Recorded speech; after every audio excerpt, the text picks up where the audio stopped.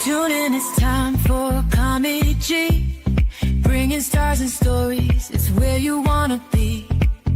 From celebs to entrepreneurs, she's got the scoop. Community and entertainment, she's in the loop. Every smile a burst of velvet light. Through the screen she shines so bright. With the laughs and tales that weave tonight.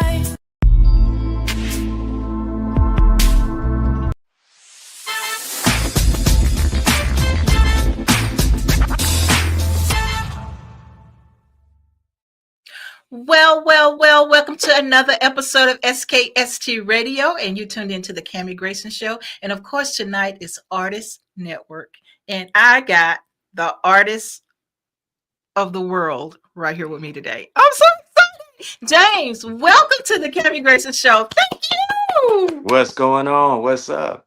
So tell people who you are and what you do. Well, in a nutshell, my name is James Artissen. I am a producer, songwriter, recording artist, label owner, just a creative. You know, I love the arts. Oh no, he been all modest. Grammy winner. I mean, this guy is like thebomb.com. Come on Thank now. Yeah, you're welcome. Thank you. Thank you for being here. I really appreciate the time and being flexible. We've been having bad weather here, and it's just been crazy, here in Virginia. So we had floods yesterday, yeah, I think, man, I all day long understand. it rained. So yeah, it's crazy Oh, here. So wow. thank you so much for No being problem. versatile.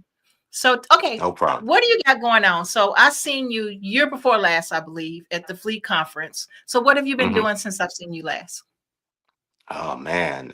So many things happening, really at one time, most of the time, but just been working on different projects. Of course, a lot of people have known that recently I've been doing a rebrand.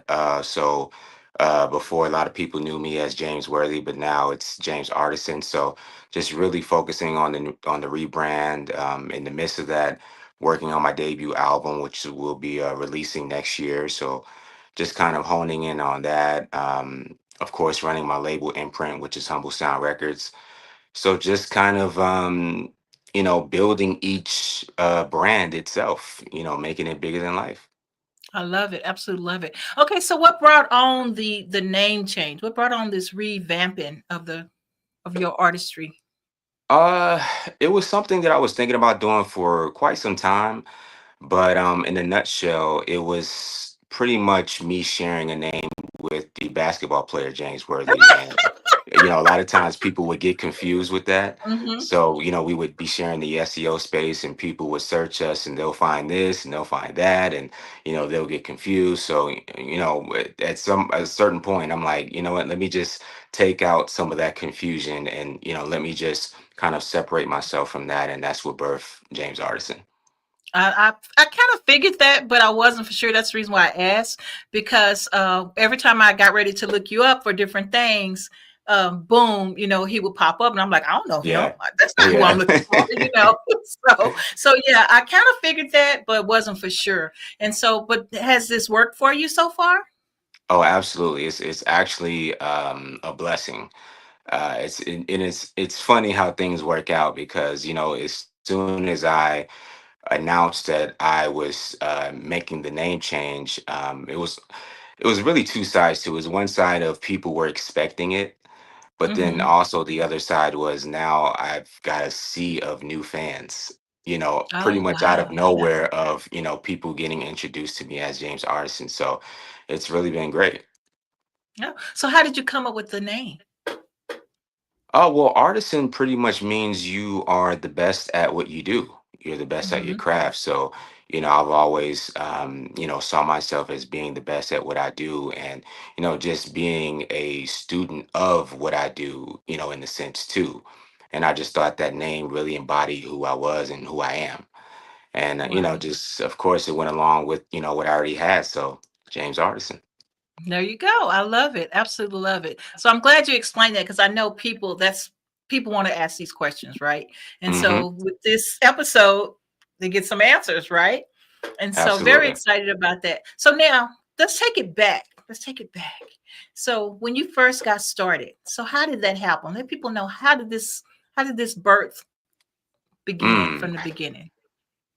I always tell people it's more of like a unorthodox story because it wasn't something that was um a blueprint or a regular story. Like it was a lot of things happening at different times and things happening at the wrong time and the right time and all those types of things. But pretty much it started out with um, me loving music because music was Mm, always in my house. It was always around me. It was always in my vicinity.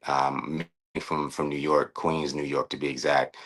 Um, I was always around the arts. I was always around music and different types of music. From of course hip hop, but hip hop, R&B, soul, house music, dance music, electronic, mhm, pop music, so it was no shortage of entertainment. mm, um but I didn't really decide to want to do music until probably age 11 and 12. And I always tell this story, but at age 11 I met Michael Jackson, oh, which so wow. kind of solidified my idea of, okay, I want to do music because if I can meet my idol in that way, there's something there. And that Wow. was kind of the beginning. I'm like, okay, I think this is what I want to do. Now exactly how am I going to do it? And what is going to be my thing? And with years of figuring that out and learning, and I was Mhm. I was a kid that always went to the record stores and I bought albums and CDs and vinyls to read the credits and see who did what and really studying. And before you know it, I'm writing songs. I'm Yeah. producing tracks. I'm making full records to pitch to this person and that person, and slowly climbing up that ladder. Wow. So how did you come up with like doing the music to the lyrics, to the beats and things like that? Um, well, in the beginning, I started off writing, so it was the sentiment of me learning song structure, and that was really my whole point of learning about these musicians. Is it was more Mhm. so of the writing aspect because the musicality is important too, but the writing to me was the focal point. And I've always been a smart kid, so I was really good with learning words and having wordplay. And I Mhm. probably early on probably called myself trying to be a rapper, so that's how I got good with words. So I'm like, okay, I'm cool with metaphors. I know how to put things together, be witty with it, all kind of stuff. And I kind of put all those things in a pot and learn song structure with it. So, okay, how do I Mm. write an actual chorus? How do I make the verses, be cohesive and learn how to make a bridge and, all these different techniques. Right. And then once I did that and kept getting better and better, that's when the music production part came about. And I didn't start learning music production until maybe about 2 years later. Mm. And once I got into that space, then that's when the full songs started to come into fruition. And okay, now I can let other people hear it. Right. So I guess I want to know, when did you feel like you got your first break of being successful? um you know what, I usually tell people it's an interesting answer because when I started getting into different spaces, meaning in the industry, when I'm getting into Mhm. these rooms and into these spaces with well-known musicians, a lot of the placements and the opportunities kind of came at once. So it Oh, wasn't wow. like, okay, I got this and then nothing else happened until this point. It was kind of like, okay, I met this person, they needed this, okay, they like this, but then this other person also was in the same room and they need this. Then I met this person like a month later and they need that. So it was kind of like, okay, that placement. And then at the time, this is when mixtapes were really popular. Mhm. And a lot of the artists were having DJs host their mixtapes. So a lot of the early stuff that I was doing were getting placed on some of these mixtapes. So you had the Don Cannons and the DJ Dramas and the DJ Rockstars and Ill Wills and all these different DJs were working with Mhm. artists that were buzzing, and they all needed tracks. But the kicker was too, this is when Twitter just started popping off, and these Mhm. artists would put out their personal emails on Twitter, and they would ask Ah. producers to send them tracks in for their projects, i.e. the mixtapes. Mhm. And I was one of those producers. Hey, let me just take a crack at it. And I just started sending emails with tracks, and most of them hit me back and started using them. Oh, And then that's wow. just how it started. So, I started off sending tracks to, Wiz Khalifa and Young Berg and Ray J and man, it was so many people. Kid Ink, which back then his name was used to be Rockstar, but he changed it to Kid Ink. So it was just so many different people at once looking for stuff. Wow, that's amazing. And then it's amazing how we can look back and know that we were the trendsetters, you know what I mean? And so Yeah, people like yourself, I mean, you paved the way, so to speak, for other producers, other writers to get out there. And so they saw, yeah. I'm sure they saw what you were doing. Now, okay, I'm going to try to mimic this so I can kind of get out there too.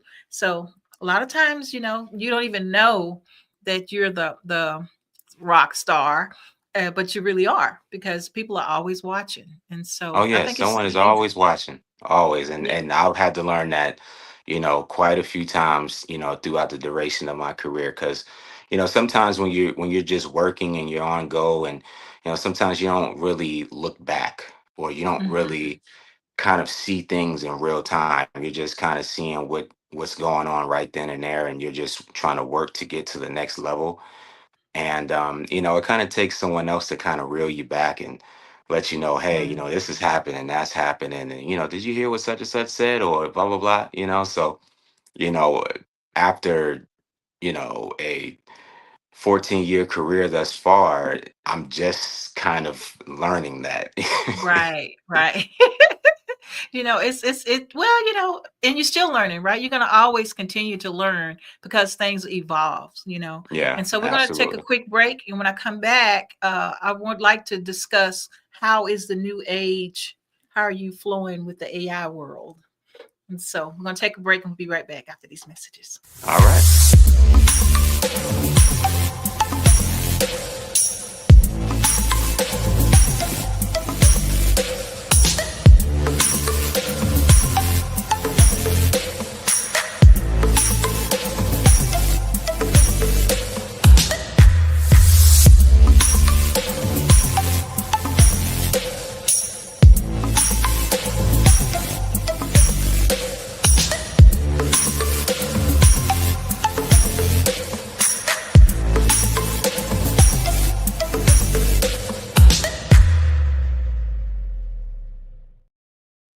All right, if you just tuned in, you haven't tuned in too late. You tuned into the Cammie Grayson Show, and I'm interviewing my good friend here, Mr. James, who's chopping it up with all the cool things he's doing. If you can see his bio at the bottom, I mean, you guys, he's just amazing. He's someone that Thank you you. need to know. And so I'm very grateful for you being here today.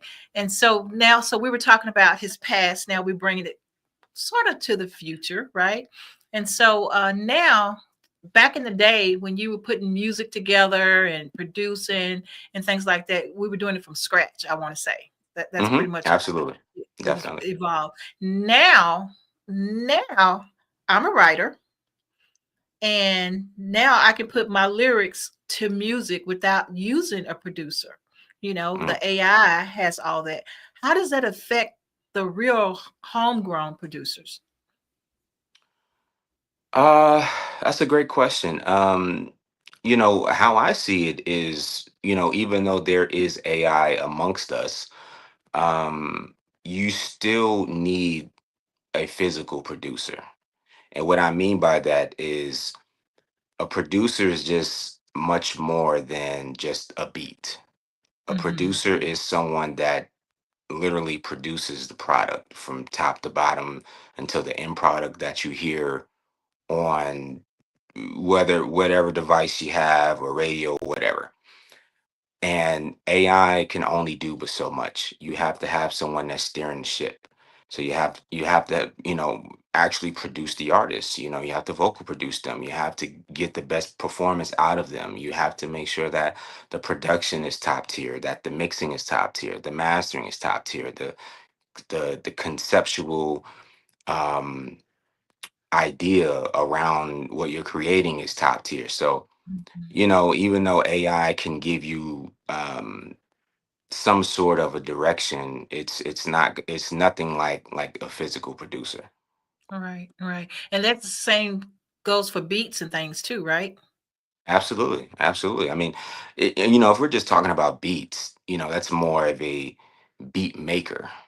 Mhm. That's strictly just music and beats. But if we're talking about a producer, that person is there through the entire process.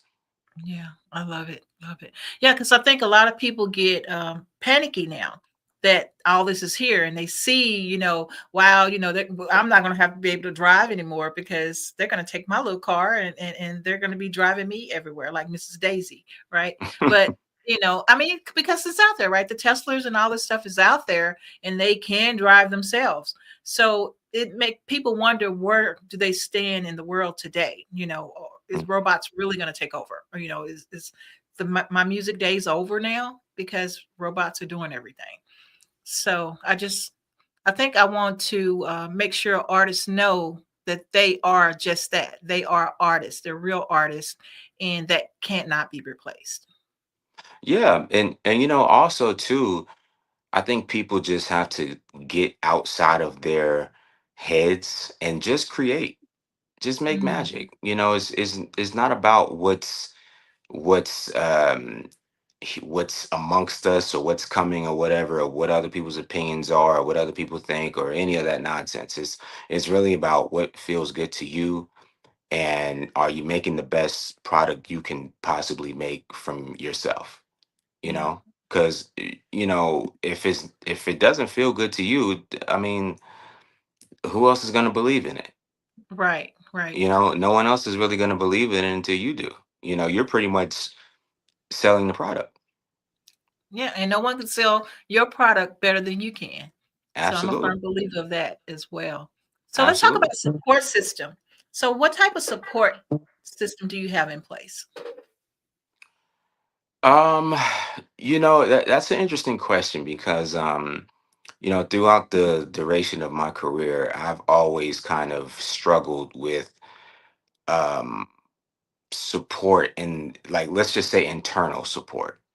Mhm. Not nothing to do with fanfare or peers or anything like that, but internal support in the sense of family, in the sense of your team, in the sense of, I could probably even throw in peers. And I say that because, unfortunately, I've had situations to where I've probably had mentors in the past, or I've Mhm. had people that have come into a part of my life where I've highly looked up to them, and they kind of turned their backs on me. Wow. And it kind of, for a short period of time, took a toll on me, and it kind of hurt.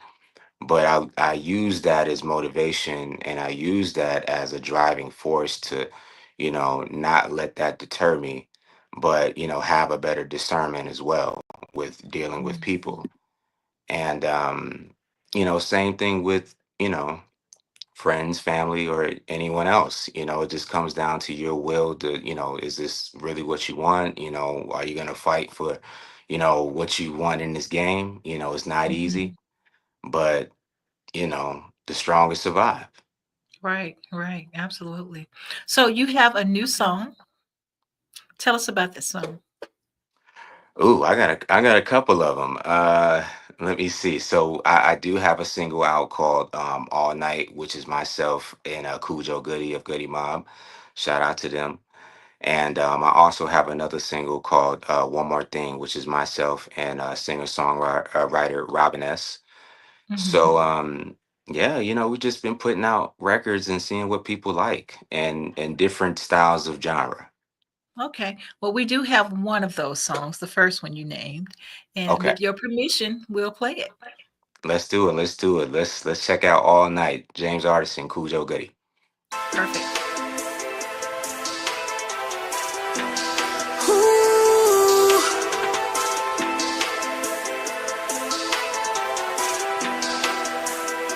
'cause I don't wanna fight with you all night.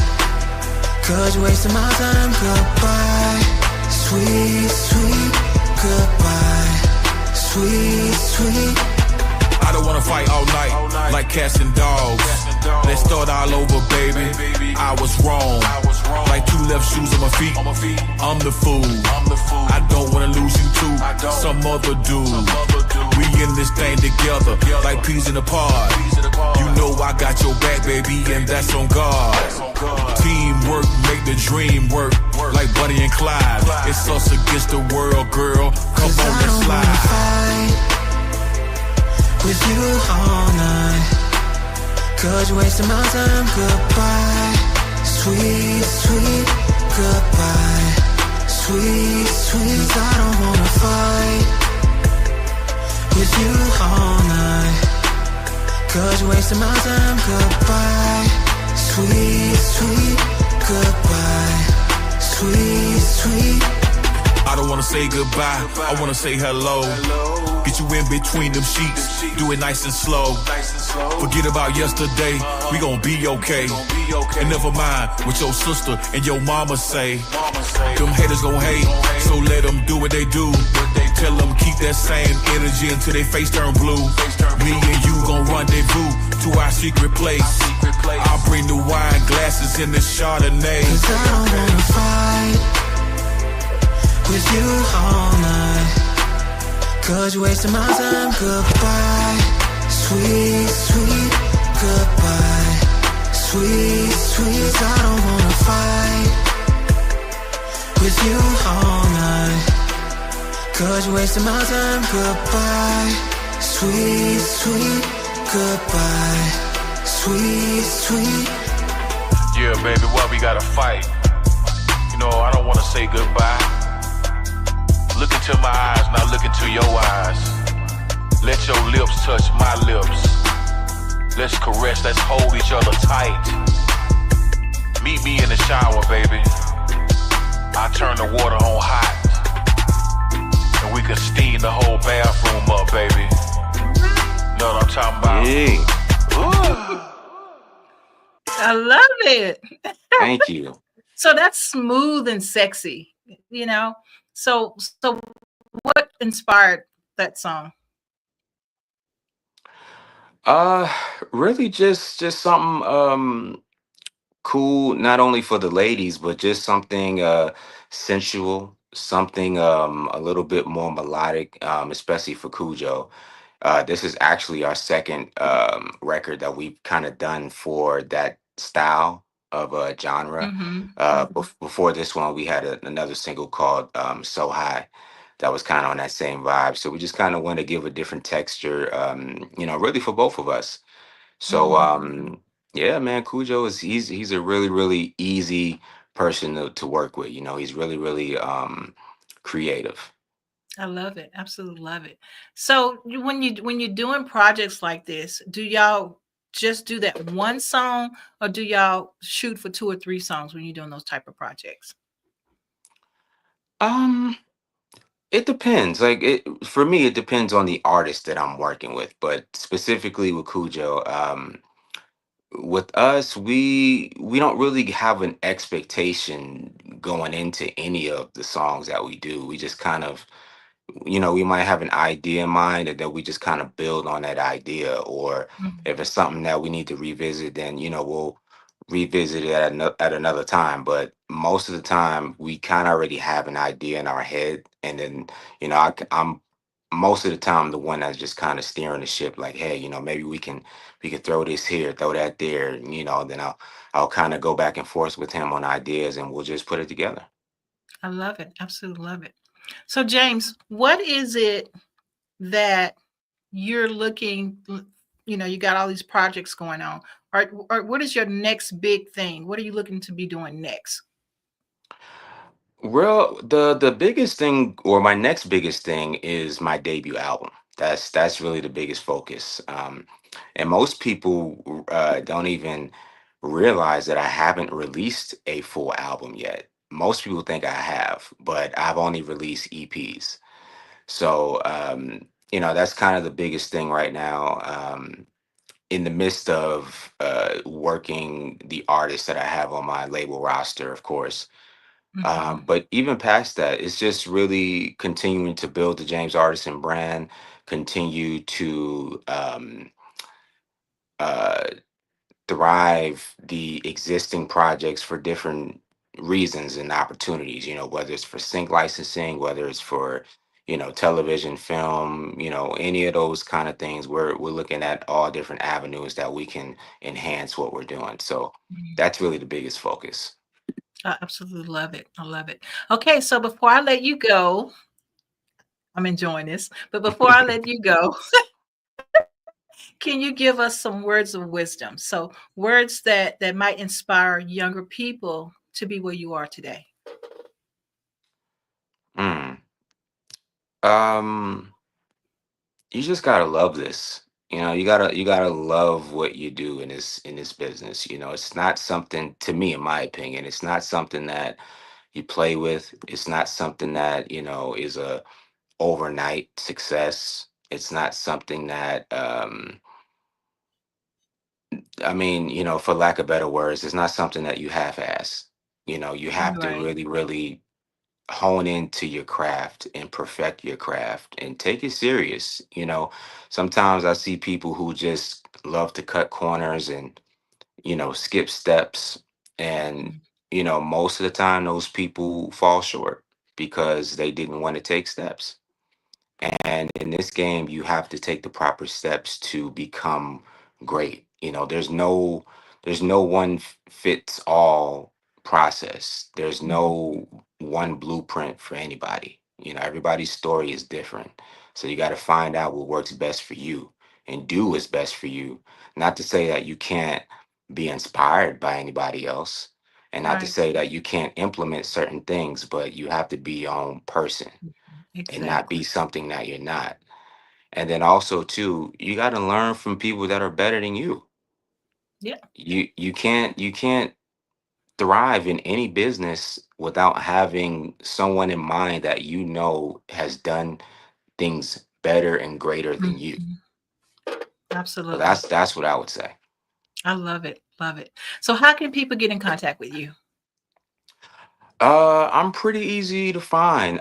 You can go to the website www.jamesartisan.com. Follow me on social media at James Artisan. Shoot me a DM. Shoot us an email at humblesoundmedia@gmail.com.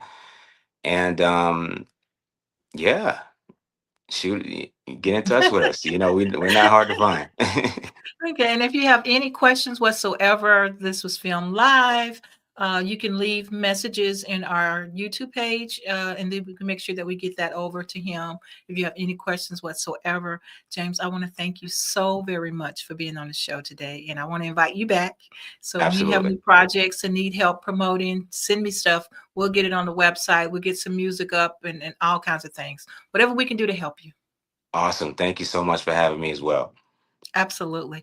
Okay, guys, until next week, right here, SKST Radio. Bye for now.